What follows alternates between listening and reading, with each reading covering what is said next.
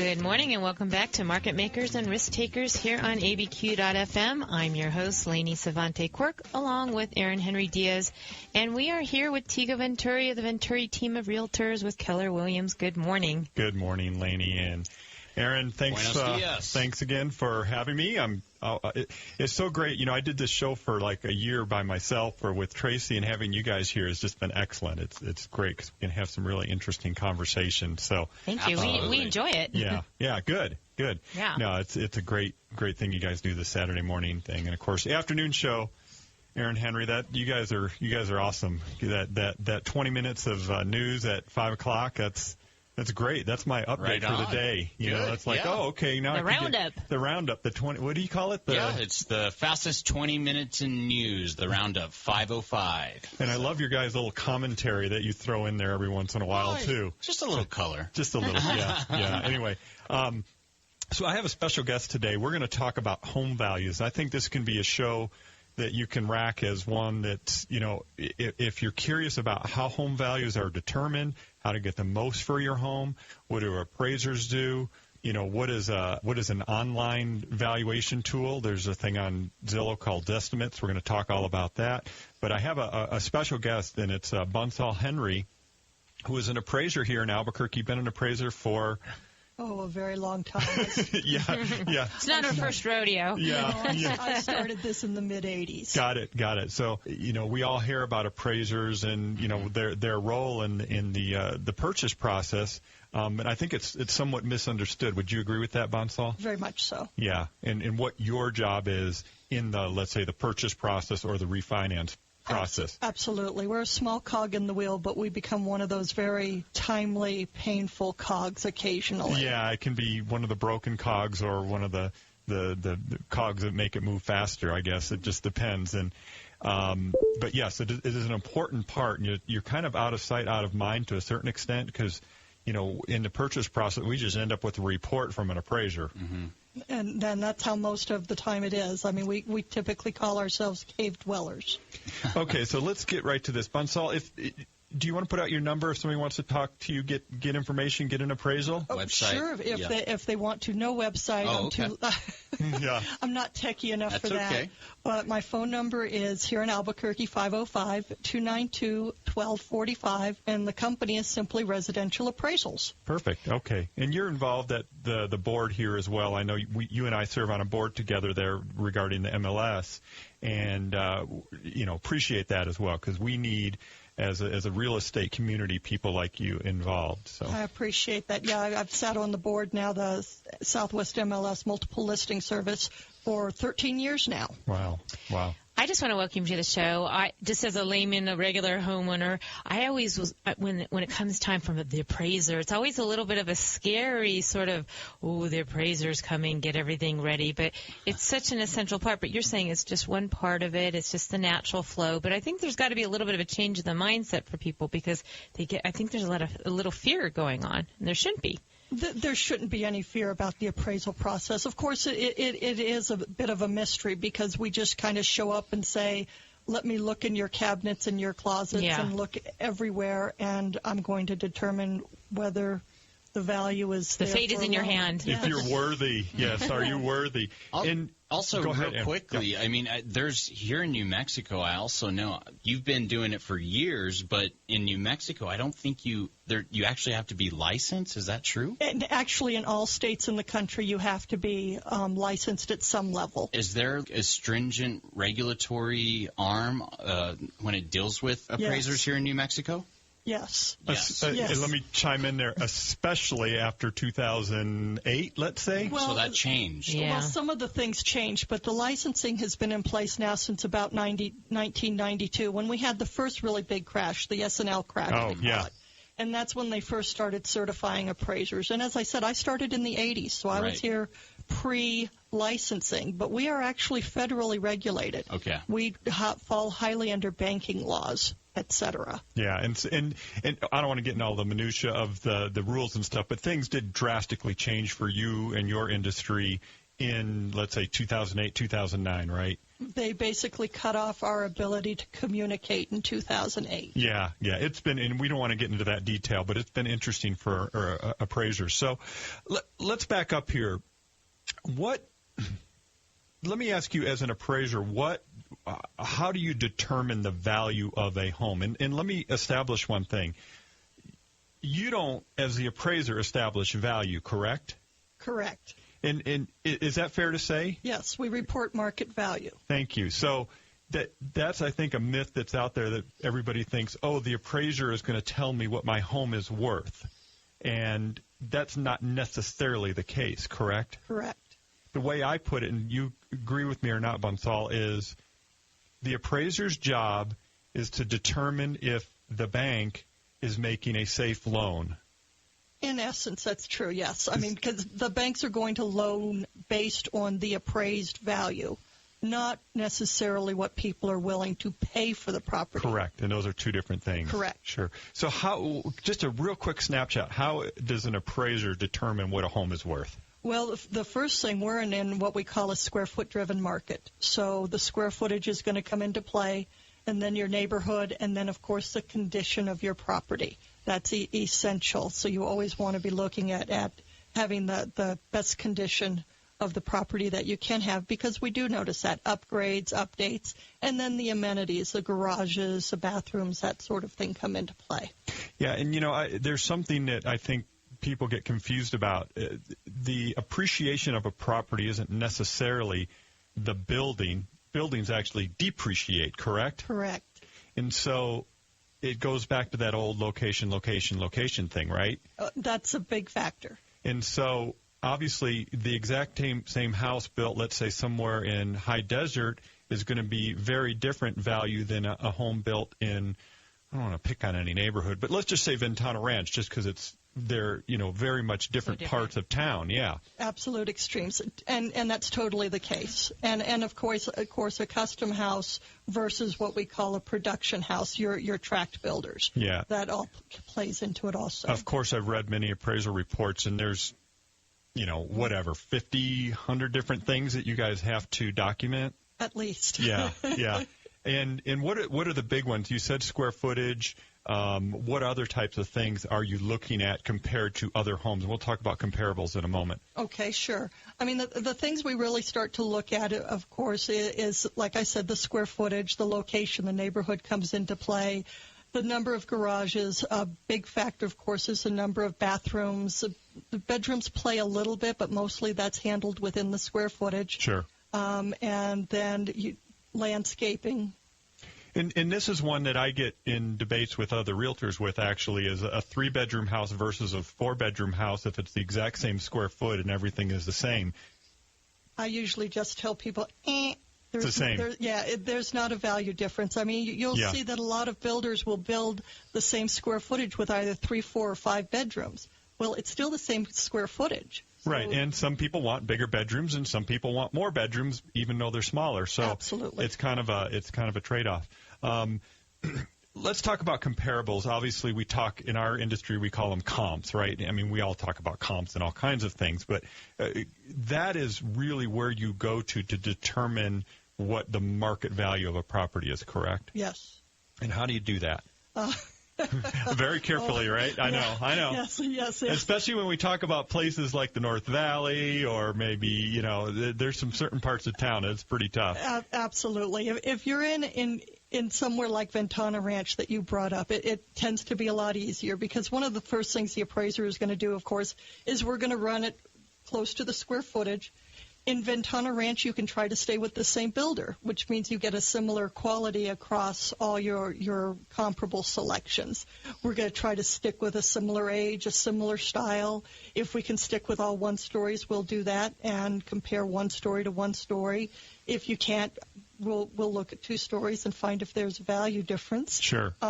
And so that's kind of where we start, but we have to start with the square footage in the neighborhood. Got it. And then again, if you have a situation where it's a very unique home in a certain area, you can kind of expand from that. But you have very tight rules and regulations regarding what you can do, correct?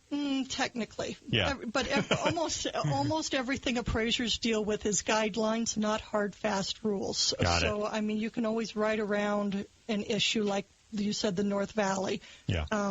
We're supposed to keep our comparable selection in an urban area within a half mile.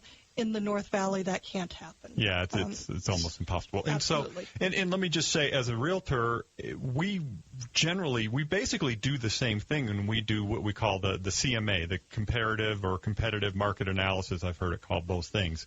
And we do the same thing. We look at, okay, what did that home down the street sell for that's very comparable? What did that home down the street sell for that's very comparable? And then we kind of, dig through it and filter out what maybe is a true comparable, or we might add a little bit of value or take a little value away depending on, condition of the home. We talk about that, if the home has landscaping or non-landscaping, and some things make a big difference, and some things make no difference whatsoever, even though people may think they do, like a swimming pool. Is that fair to say? Oh, yes. Yeah. That's really good. Talk about all the myths and the legends and what's not, maybe more in the next segment.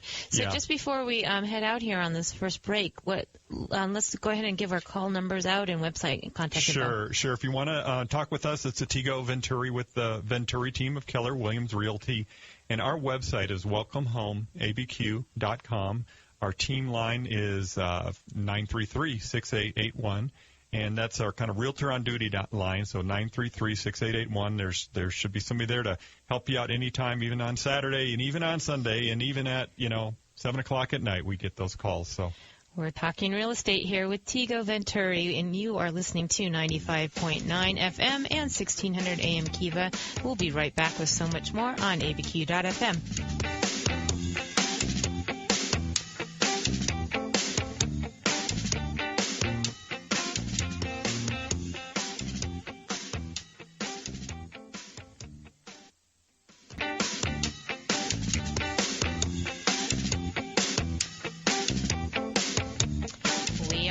Saturday morning with market makers and risk takers. I'm Lainey Savante Quirk, along with Aaron Henry Diaz on 95.9 FM and 1600 AM Kiva.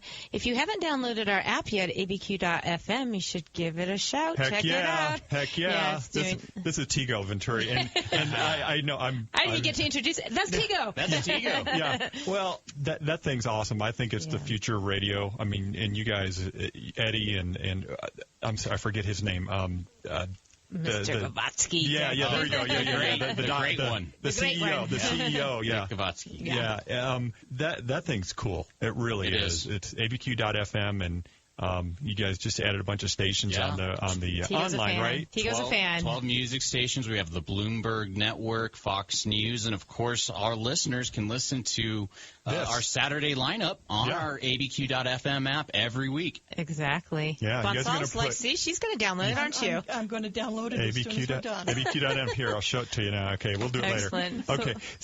Okay, so we've been talking about appraisals and market values of home, what an appraiser does and how it's determined. And one thing came up on the break when we were chatting is you're hired as an appraiser, and I'm sorry, I should say who I'm talking to. Absolutely. Right? Yeah, I'm talking to Bonsall Henry, who's a residential appraiser here in Albuquerque. Been doing it for quite a while, so thanks again for being here. Happy to. So one of the things that has changed sort of since 2008, or at least it's been enforced more, is that you as an appraiser have to be arm's length from the actual loan officer. Is that correct? Pretty much that's the case. We cannot actually interact. We can talk to the loan officer technically, but we cannot talk values. So basically the lenders feel that they shouldn't talk to us at all, and most appraisers feel that they should never be talking to the lender either. Yeah, and however, you can talk with the real estate agent.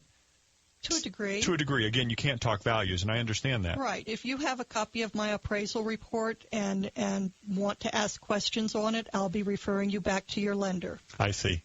I understand. I know. And of course, with everything that blew up back, in the bubble, that was one of the things that got cracked down on. Of course, it wasn't widespread, but it happened, and there was a little bit of stuff going on, and some people went to jail, and it's more lenders than appraisers. Yeah, well, I understand. So I want to just talk about something else really quick, Lainey, if you don't mind. Sure. It's regarding inventory. because I've been tracking, I do a monthly video. I put it on our website going on, monthly market update. And one of the things that really jumped out at me the last 2 months is the inventory, basically the number of homes for sale in our market. And at certain price ranges in particular, it's down quite a bit, meaning there's less homes available to purchase, and the number of buyers has pretty much stayed the same. So does that raise the prices of the homes? Eventually, yes, if that trend continues. And so we do this thing called month supply of inventory. So it basically means how many, if you had the same number of buyers and you had no new homes come on the market, how soon would you be out of homes to sell?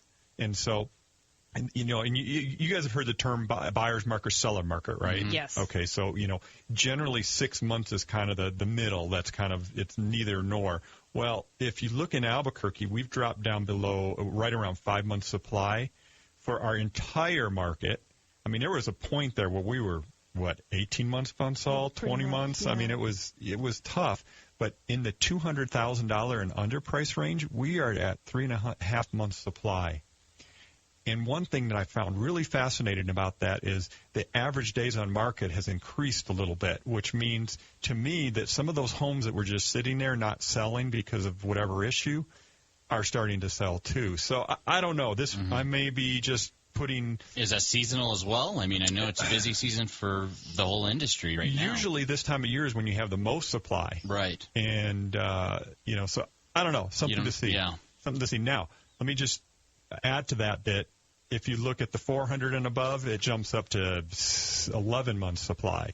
You look at 800,000 and above, 27 months supply. I get where you're going. Okay. Yeah, Which is actually down. Which is actually down, right. And I think there's quite a few in that kind of luxury market, people that have just don't have their home on the market. They would sell if they could, but they're just going to stay for now because there's not – that market is still tough. So so when somebody asks me, how's the market in Albuquerque, the real estate market, I say, well, which market are you talking about? Depends. Yeah, it depends on the neighborhood, right, Bonsall? It depends on – so we were talking about location. So let's talk about Zestimates. Ooh.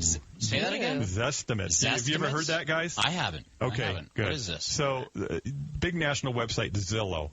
Okay, that I know. That's a real estate thing, right? It's a real estate thing. They're a big national site. They're really a marketing company is what they are. Mm-hmm. They're not realtors. What they do is they take our listings, they display them on their website, and they sell advertising back to us as realtors. That's their market. That's their business plan. I mean, that's what they do. And they're doing well at it. They're doing really well at it. Yeah. I mean, they're $100 billion $100 million company, or not billion. I'm sorry, million. It's a big old thing. But one of the unique things they created is a piece of software that does an automated home value. And so what they've got some algorithms that look at, what homes are for sale, what the assessed values are, and it crunches all these numbers and comes up with this thing that what they call a Zestimate, meaning it's a automated home valuation system. The problem with it, Bonsall, do you want to take that one? Is we're a non-sales disclosure state, which means that information that they're trying to generate the numbers from is based on third-party data that they may aggregate and their little estimates of what the neighborhood should be selling for. There's no sales data that they're taking that information from. Yeah, so we're what we call a non-sales disclosure state. There's 17 of them in the country, which means that home sale data cannot be publicly displayed anywhere. And why is that? So they're shooting in the dark here in New Mexico. Why is that? Because that's just the law that's been on the books for a long time. Forever, pretty much. It's New Mexico particularly. Okay. They private property rights, and they want to keep it private. Is that good? Is it good? Is it a good law regulation for property owners? I think so. I mean, think about if you're a buyer of a home and you just bought the home and you don't really want to know everybody to know what you paid for the home. Right. And I think it's just a privacy thing. Of course, we live in this world of big data now, so there's not a whole lot that's private anymore. But Google Earth, you can go and see what everybody's details. Yeah, exactly, right. You can see them, and you can see their backyard. So the Zestimate is not accurate. It is not accurate. Yeah. And so the reason I put that out there is, unfortunately, people that are buying homes or selling homes, they go there, they see it, and all of a sudden they get stuck on that number. And really, right from Zillow's website, it says it gives a ranking by state, county by county, how accurate their quote estimates are. And New Mexico is the very lowest, and this is what it says. It says, unable to compute Zestimate accurately.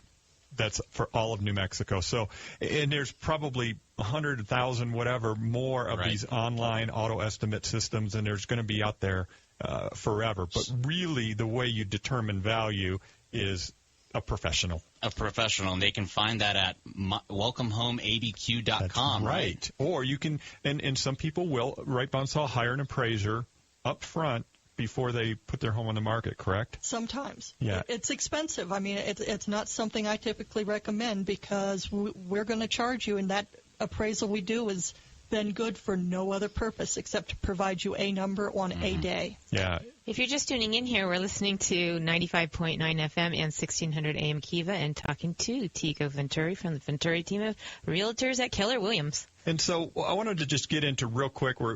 We've had such a great discussion. We're going through our time so quickly, but how to get the most for your home. How much, how do you get the most value when you sell your home? We talked about early that most value of the property is in the land to a certain extent. Obviously, the improvements have something to do with it, but most appreciation happens in the location, in the land.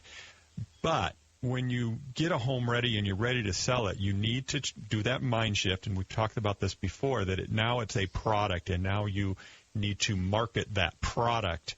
And so you think about it this way. If you sell a car and it's dirty and it's stinky, and you got the exact same car next to it, and it's waxed and it's beautiful, smells good, looks good, which one's going to have more value? Sure. It's pretty simple. Unfortunately, some reason people miss that sometimes when they put their home on the market, right, Bonsall? Absolutely. What are the other big things you would say, Bonsall, that affect the home's value to basically bring the value up? To bring it up, you're going to want to make sure that you look at things like the condition, make sure your carpets are cleaned, make sure it's tidied up. It doesn't have a major impact on the appraiser, but just like anyone else going into the property, we're looking at how it feels when you walk in the door. And you can tell if there's been some deferred maintenance just by the condition of the home, right? Yes, very much. Deferred maintenance does affect value. It does, absolutely, and it's noticeable if the roof isn't perfect, if a lot of shingles are starting to show curling or falling off. It's deferred maintenance, and it does impact value. Yeah. Because if there's something happening there's probably other areas that have not gone. That's the assumption. Attended to, yeah. So I just want to bring up one last thing. We're almost out of time, but I wanted to highlight a home of the week here. It's in the Alegria neighborhood. Are you guys familiar where that is? It's technically in Bernalillo, but it's on the west side of the river, so you feel like you're in Rio Rancho. Okay. But it's a 55+ community. We don't have a lot lot of those, and it's an active adult community. It's a Del Webb community. We have a home for sale in there. It's listed for $276,900. It's a great neighborhood because it's a beautiful community. And again, we were talking about location. The location is wonderful. If you want to be in that active adult lifestyle, this is the place to be. And it's really well done. So if you're interested in that home, it's on Desert Willow Court, and just give us a call at 933-6881. We're out of time already. This was a great show. Bonsall, thanks for being here. We really appreciate it and look forward to having a little bit more going on here on Saturday morning at abq.fm. You're listening to Lainey Savante Quirk. We'll be right back.